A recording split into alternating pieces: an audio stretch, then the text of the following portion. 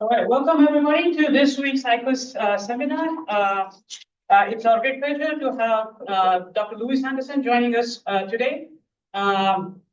Louis did his PhD at the University of Oxford, and now he's a research scientist at IBM UK. And today he'll be talking about computing ground states of lattice Schwinger model. Please, Louis, go ahead and share your screen and take the stage. Yep, thanks very much, everyone. Thanks very much for the introduction, Sarah. Can you all see and hear me okay? Yes. Yeah. Great, awesome. Yeah, so as Sarah said, I'm going to be chatting a bit about work that I did towards the end of my PhD and also continued while at IBM. And this is some joint work that we did on computing vacuum states of the lattice Schwinger model, and in particular looking at the resources required to do this within a fault-tolerant formulation using qubitization and the quantum subspace expansion algorithm. So it'll kind of be a talk of, I guess, two halves. The first will be a bit of theoretical background that actually will probably be familiar to a lot of you, but I'll briefly introduce at least the lattice Schwinger model, and then talk a bit about qubitization and quantum singular value transformations before how we'll use this then to look at quantum subspace expansion algorithm within a fault-tolerant regime. The second half of the talk will be chatting more about our results. This will be a novel method we find or we develop for doing qubitization of the lattice Schwinger model, which we think significantly reduces gate counts. A novel algorithm we have for dealing with measurement noise within quantum subspace expansion algorithm. And then also a kind of combining these all things together to look at the total resources required to compute these vacuum states of interest. So I think, as I've already said, you'll all be far more familiar with this than I am, I think. So this is all to say that lattice gauge theories are interesting. We take what we think are field theories that represent the real physics around us, right? And we necessarily need to effectively discretize these in order to solve them computationally. And this could be both classically or with quantum computation. When I think of lattice gauge theories, I deal with a sort of Hamiltonian formulation in my mind. So I imagine discretizing space-time, like you see here. We have some perhaps finite dimensional lattice here, where we stick fermionic matter sites on the nodes of a lattice and connect all these up with effectively gauge fields that are determined by your particular symmetry of your field theory. There, of course, exist many gauge field theories that are both really interesting and also, we think, describe sort of particle physics and high energy physics around us. And there certainly exist regimes in which the sign problem occurs, and therefore Monte Carlo methods fail in classical computing. And also many lattice gauge theories with two or more spatial dimensions in which we expect tensor networks to really struggle. So MPSs obviously in general have exponentially growing bond dimension in such situations. And then there's obviously difficulties contracting, say, PEPs and higher dimensional tensor networks as well for these systems. So this is all to say that we think this is a really interesting use case of quantum computers and perhaps somewhere where we might see advantage at some point. In the work we consider here, we actually look at a very, very simple lattice gauge theory, and that is the so-called lattice Schwinger model. So this is a lattice gauge theory in a single spatial dimension and one time dimension, so 1 + 1d, with kind of the simplest possible continuous gauge field you could have, and that's a U1 gauge field. We, again, because we're kind of looking at this through a quantum computing lens, we consider a Hamiltonian formulation, so we can implement these things on quantum computers. And again, we also use staggered fermions, which are quite common for people looking to study these sorts of systems. So if we look at the kind of system as a schematic that we see down here, what we end up with is effectively a one-dimensional chain of fermionic sites given by these dark blue dots. And each of these have their own effectively annihilation operators and creation operators that obey the classic commutation relations we expect. Connecting each of these fermionic sites, we have our gauge fields or our link fields here, given by, in this case, sort of a U1 continuous symmetry. And what these end up being sort of equivalent to is what looks like a bosonic Hilbert space defined on each of these connecting lines here, where we have a pair of operators L, the first one being what looks like effectively a number operator in this bosonic space, and theta, which generates our raising and our lowering operators on this. Hamiltonian is showed on the right-hand side here, where we see terms related to the gauge field energy, just given by sort of L squared, We have mass terms for each of our fermionic sites, and then also interaction terms that you see down here, where we have hopping between fermionic sites mediated by this gauge field theory, this gauge field. What we also require for these states to be of physical interest is that they satisfy so-called Gauss's law. And this is shown here on the lattice, the kind of form it takes, and this needs to apply on every single lattice site. And what this requires is effectively a charge balance relation between the gauge field into and out of a single fermionic site must be balanced by effectively the occupation of the fermions on that site. What this means, if we take an odd site, right, and we have, in this case, kind of zero number operator for the fermion, then the gauge fields must decrease either side of this site, and we interpret this as the existence of a fermion with negative charge.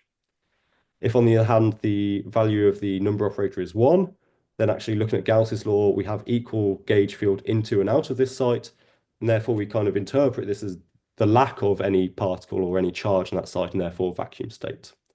And actually, for even sites, it's kind of the opposite way around, as we'll see. We look at what is, again, quite a common way of representing these on quantum computers. So we map the fermionic sites to qubits by using a Jordan-Wigner mapping. And we also consider explicitly including the gauge fields within our system and within our Hamiltonian. So although for the, I guess, the 1D Schwinger model, there's ways of effectively transforming out these gauge fields by imposing Gauss's law, we consider the case when we keep these in with the view of extending these to more spatial dimensions where these sorts of transformations are not possible. To map these onto a quantum computer, we sort of take these gauge fields, we map them onto a Fock space and necessarily truncate that Fock space so it's finite dimensional. And then we encode these Fock states for each one using a finite number of qubits representing those Fock bases. And in our case, we consider so-called binary encoding on our with our Fock space to qubits. So we just enumerate each Fock space or each Fock state using a binary representation on these qubits. For these sorts of systems, when we impose Gauss's law and fix values of the fields on the boundaries, this imposes actually a maximum possible occupancy of these gauge fields, and this allows us to set a maximum number of qubits we require for these gauge fields, in this case, that scales logarithmically with our lattice size, big N. So I'll take a bit of a kind of left turn here. We've spoken about the lattice Schwinger model, which we use later on, and now I'll chat a bit about qubitization and block encoding, these sort of algorithmic methods that we'll use to implement our algorithm as we look later on. So qubitization is kind of a general procedure that allows us to implement non-unitary operations and actually possibly quite complex functions of non-unitary operators, often the Hamiltonian. So within qubitization, what we do is we're given our, I suppose, problem Hamiltonian H.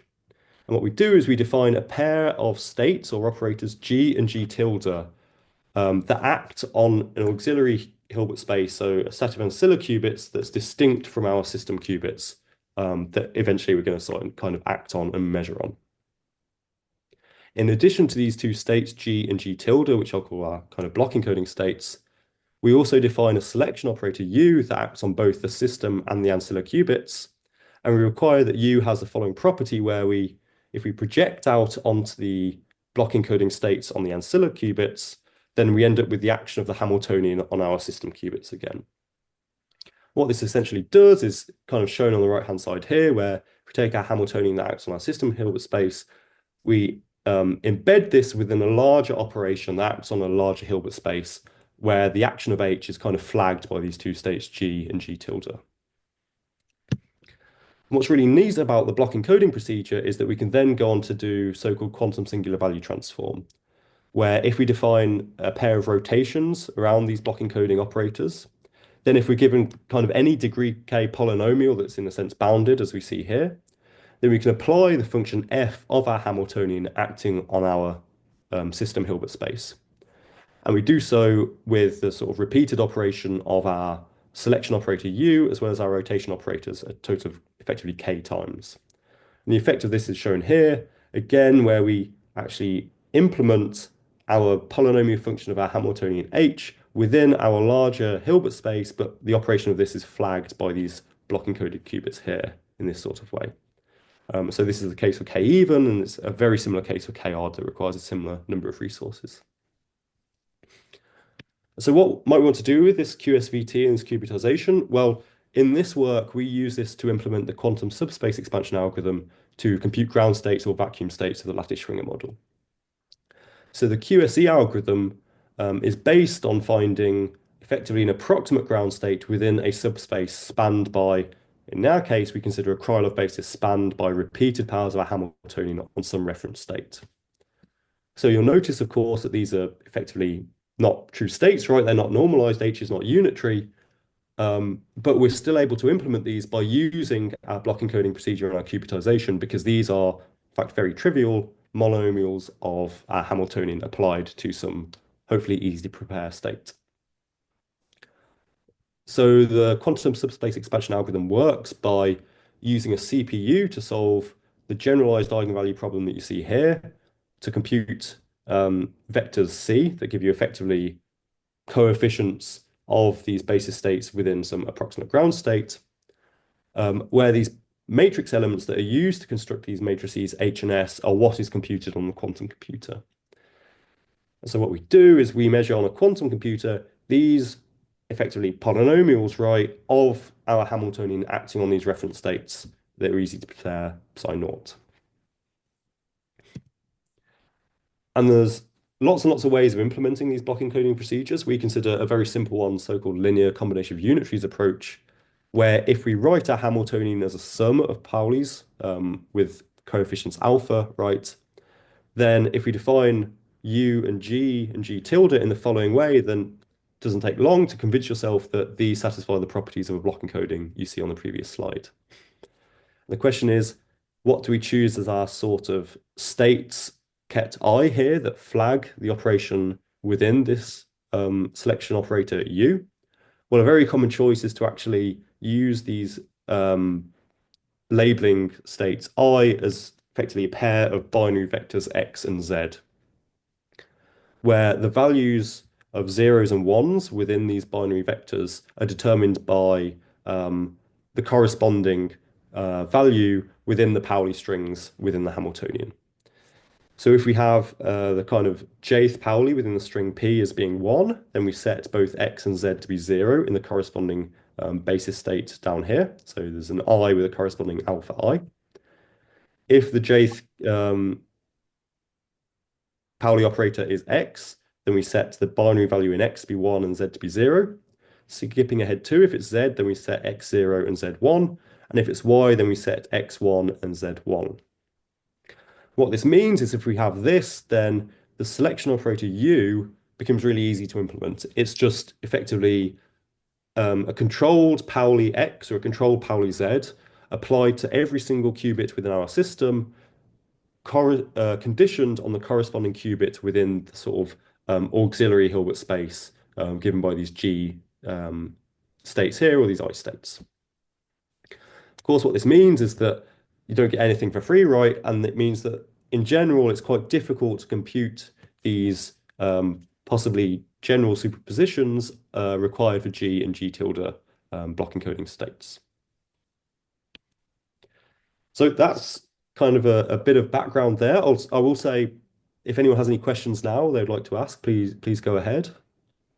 So a quick question on the Schwinger model mapping. When you did the truncation, cutoff, and the binary encoding, did you try to keep the cutoff symmetric, or did you use all the states and kept the asymmetric cutoff? Yep. So we kept all the states. You can obviously set your middle arbitrarily, right? So it is slightly asymmetric depending.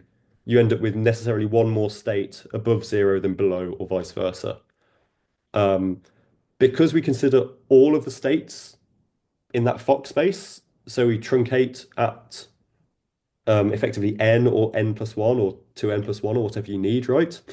We don't mind that it's asymmetric because we never actually enter that final asymmetric Fock state, and we don't need to worry about wrapping around either. Okay, yeah. Does that make sense? Yeah, thanks. So obviously, there's lots of ways you can do this truncation far more severely, right, and control the error you expect. For this work, we use all the necessary Fox states and just take the hit in the cost for the sort of simplicity we get from it. Great. Yeah, I'll make a start on chatting about kind of our contributions here, but please again stop me if you have any questions as I go through, and I'll do my best to answer them. Yeah. So the first thing we do as part of this is we find out what we think is a pretty good way of doing the LCU procedure for the Schwinger model. And so the big question here is how you generate your block encoding states G. And if you follow kind of the LCU approach, the general LCU approach described by Will Kirby in this paper, you end up with a gate cost that scales effectively quadratically in your lattice size n. And we find that we can actually do quite a lot better than this.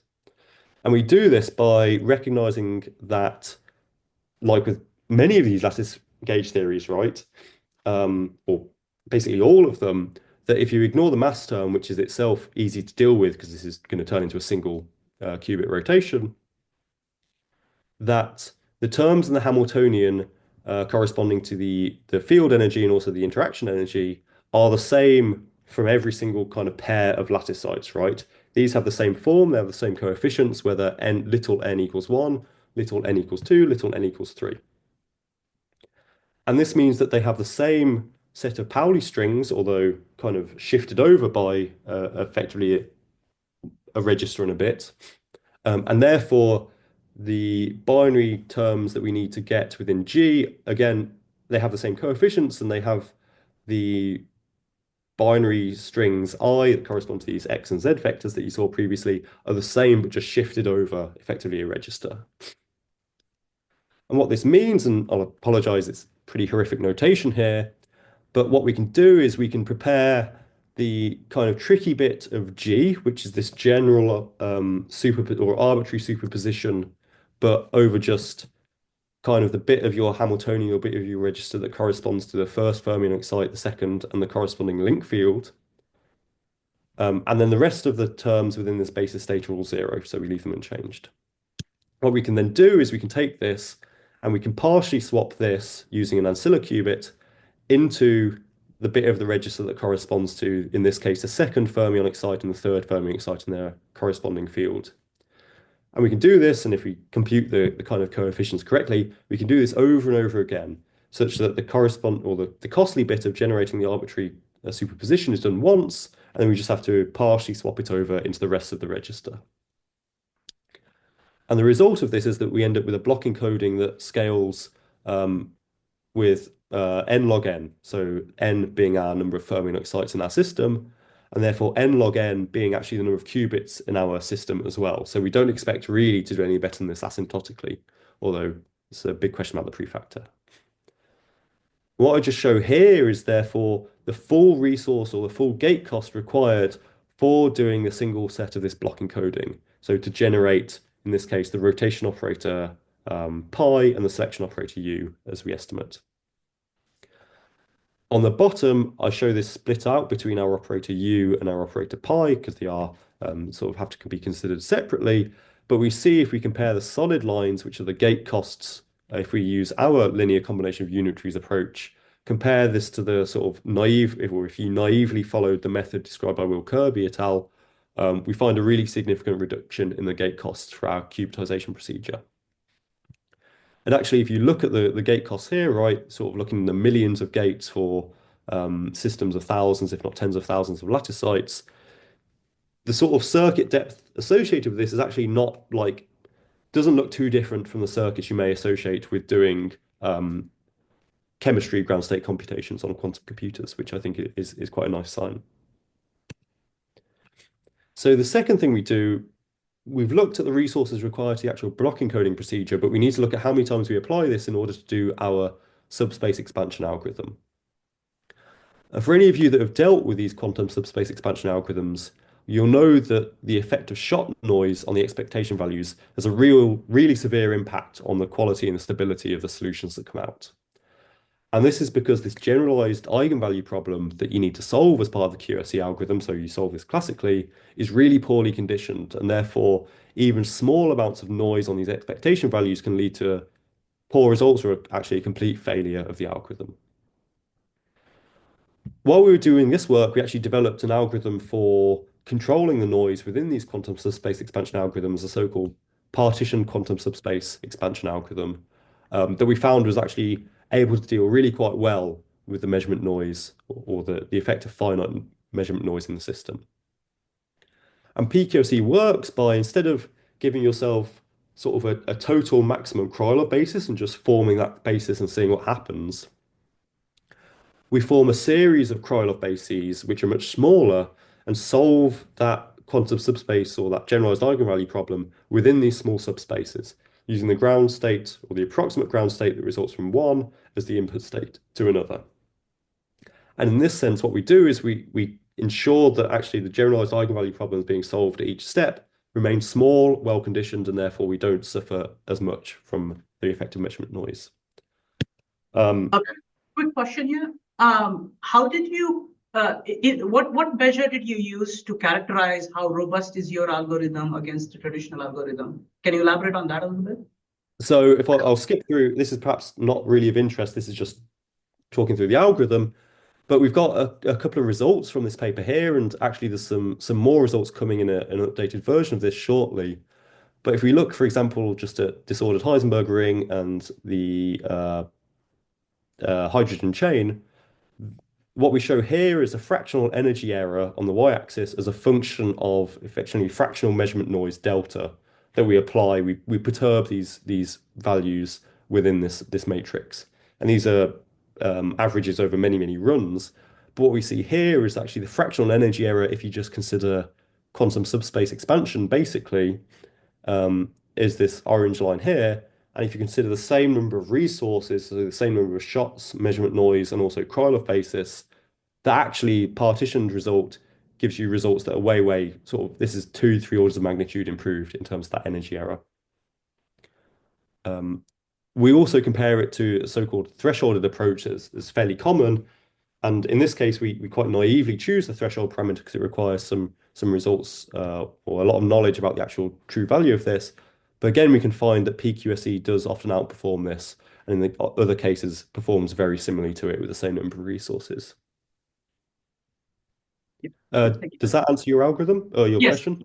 Okay, Yes, great. thank you. Yeah. And so what this allows us to do is we can use PQSE to effectively solve or do a lot of classical simulations of our algorithm, considering the effect of a finite measurement noise or finite shot noise on our expectation values.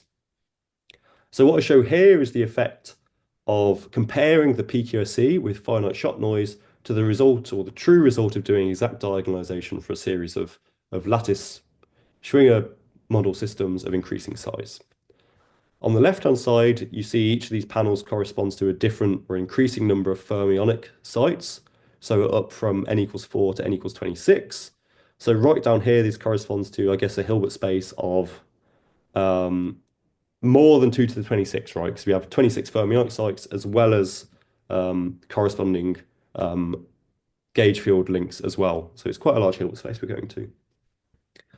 And what we see is, and this is a function of what we allow our maximum Krylov order to be or maximum Krylov basis size to be, but we show the fractional energy error achieved by doing PQSE for a range of different numbers of calls to our block encoding procedure.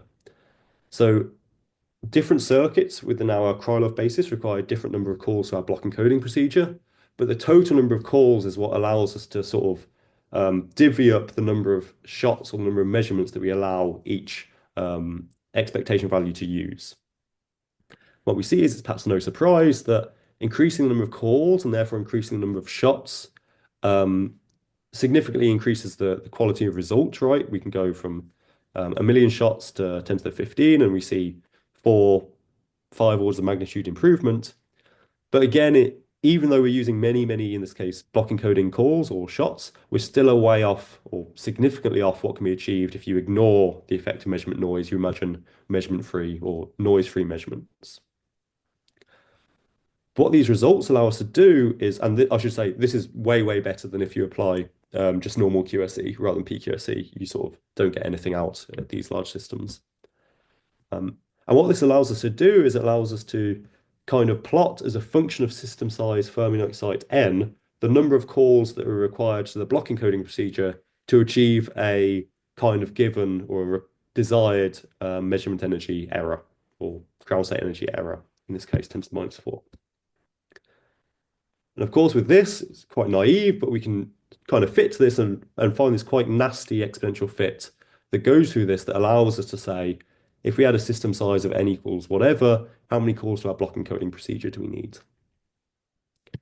And this is exactly what we do. So this is the kind of final result of the talk, but what we do is we combine the full resource analysis for the block encoding, so the full set of gate costs that we require, as well as these numerics that allow us to say how many calls this block encoding procedure would we need to achieve whatever fractional energy error we need. And what we find is that on the left and the right-hand side, these are just two examples, where this is the number of non-Clifford gates required to achieve different fractional energy errors as a function of lattice size here. And again, you saw this kind of exponential growth in the previous slide. It's perhaps therefore no surprise that when you start looking at hundreds, if not thousands of lattice sites, the number of non-Clifford gates becomes, in a sense, really, really prohibitive, right? We never hope to be running 10 to the 40 T gates at once. And on the right-hand side, if we consider the strong coupling regime, so now x equals 5 instead of 0.5, things get even worse, really. But this is, to our knowledge, the first full resource estimation for how many fault-tolerant operations you'd need to compute ground states of these sorts of systems with a quantum computer. And that sense we really hope is something that can be built on in the future. So with that, we've got kind of just, or I'd like to highlight two conclusions from this work. The first is that we find what we believe to be, I suppose, an asymptotically optimal block encoding for the Schwinger model, if you excuse the grammar here, where the number of resources required scales linearly with the size of the system, which is nice. And of course, we consider this within the context of QSE, but the nice thing about block encoding and QSVT is that it can be applied to loads and loads of other quantum algorithms. So whether these be for just real-time Hamiltonian simulation, or also other methods of ground state computation, such as QPE. Obviously, subspace expansion could be used to generate different forms of your basis, your Krylov basis that you use, or related algorithms such as this Ketu algorithm here. The second thing that we notice is, of course, that the effect of shot noise on these expectation values within QSE leads to a total number of resources required that seems completely prohibitive. And there's a couple of ways we might, or a couple of obvious ways we might get around this. The first is to actually use a better set of basis functions. So we consider, again, this very basic repeated powers of your Hamiltonian. But one could imagine any of the bases we see above here doing subspace expansion this way. Many have been shown to deal better with measurement noise. And the other very recent kind of development in this space has been this actual sample-based quantum Krylov diagonalization that came about by Jeff Yu and co-authors, where you kind of combine this subspace expansion or this Krylov algorithm with sample-based quantum diagonalization. So you capture the power of the Krylov basis still and still use a Krylov basis, but rather than sampling expectation values or measuring expectation values, you sample bit strings, which are actually quantum computers are far better at, and you end up without this issue of finite measurement noise really screwing up your results. With that, I'd just like to thank you all for listening and coming along, and quickly thank my collaborators Martin, Tom, Jason, Dieter from, I guess, both Oxford and IBM. Thanks very much.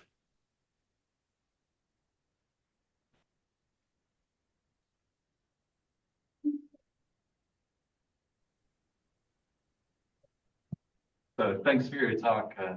So a lot of the results that you showed involved scaling with respect to the size of the system that you're considering. I'm wondering if you can comment at all on how the error that you see changes with respect to the coupling size. Say if you're trying to take a continuum limit with your model. Yep. So this is not an explicit thing we looked at. So you can obviously consider these sorts of extrapolations in the same way we do this, and you need to do the numerics. this is really kind of a result of laziness or practicalness that it just allowed us to do from the numerical standpoint, just a sweep over sort of one dimension as opposed to two. We can see that obviously as you increase coupling or go towards a continuum limit, things get even worse in terms of resources you require. But I think we sort of looked at this and we thought this is in a sense so bad already that we're not going to look at that even further. I think there'll be further algorithmic developments that need to be made such that we then make it worthwhile looking at how it might scale towards a continuum limit. But it's bad. Understood. Thanks. Sorry, I have a question. Could you explain the improvement you did to the standard Krylov method? Yep. What do you call the partition? Yeah. Yep. So here's a slide that's going through. It's kind of the actual full algorithm. Would this be useful to chat through briefly? Would that explain it to you? Mm-hmm. Yeah. Okay. So what you do is you define kind of an effective total maximum Krylov basis, in this case, big R, like you would with any of these other ones. What you start doing is you take your input state and you do effectively QSE on a basis size R1 that's smaller than this total basis you have.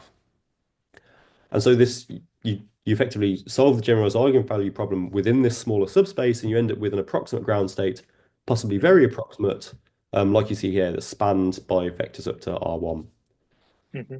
What you then do is you take this ground state and you use that as the input to another QSE or Krylov algorithm with basis size R2. And again, this gives kind of an approximate ground state like you see here. The nice thing is, because you deal with a kind of a Krylov basis, right, is you can just really just rewrite this in terms of a different set of parameters acting on your original input state. Although in doing so, you've solved two smaller generalized eigenvalue problems rather than one perhaps big one. Mm-hmm. And so you can do this, you repeat this lots of times until you effectively exhaust your like maximum Krylov basis that you're allowed. And we talk about it a bit more in the paper, but we have a way of algorithmically choosing RI at each step that's based on the variance of the resulting state. So this is kind of done automatically for you. Mm-hmm. And because of this kind of recursive nature and the fact that everything is spanned by these powers of the Hamiltonian, the only things you need to compute are still the same expectation values of a easy to prepare reference state psi naught with repeated powers of your Hamiltonian up to your fixed value. Mm-hmm. It turns out though that you're able to go up to a larger value of R before this breaks apart and gives you nonsense results than you can with normal QSE. And therefore it allows you to effectively use a larger basis for the same amount of shot or larger basis and therefore get better results out. Mm-hmm. Do you know how would these methods work for excited states? No, we haven't looked at that at all, actually. So it's my understanding that if you look at excited states, many authors add in additional excitations on top of this kind of basis you see here, right? This basis is very well motivated with ground states because it starts looking like imaginary time evolution. But if you want excited states, typically you add, I don't know, 1-2 particle excitations, at least in chemistry. So there's probably, I imagine, additional computation there if you wanted to make it really work. But in theory, I'm sure you could probably do it this way. I just don't know how good the results would be. It'd be really interesting to try, though. Mm-hmm. Mm-hmm. Sorry, just one last naive question. So in the field of non-abelian lattice theory in higher dimensions, usually one needs to pick up a basis, but in the basis I usually work with, writing down the matrix of the Hamiltonian is very expensive. But if I understand correctly, like to apply these methods, one just need to compute the expectation values as listed at the bottom of the slides. Is that correct?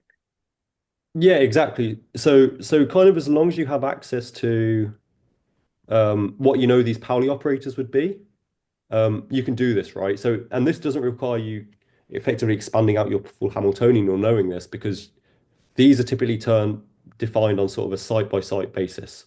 So if you have access to these, then yes, you can, in theory, use this algorithm for sort of more complex field theories as well.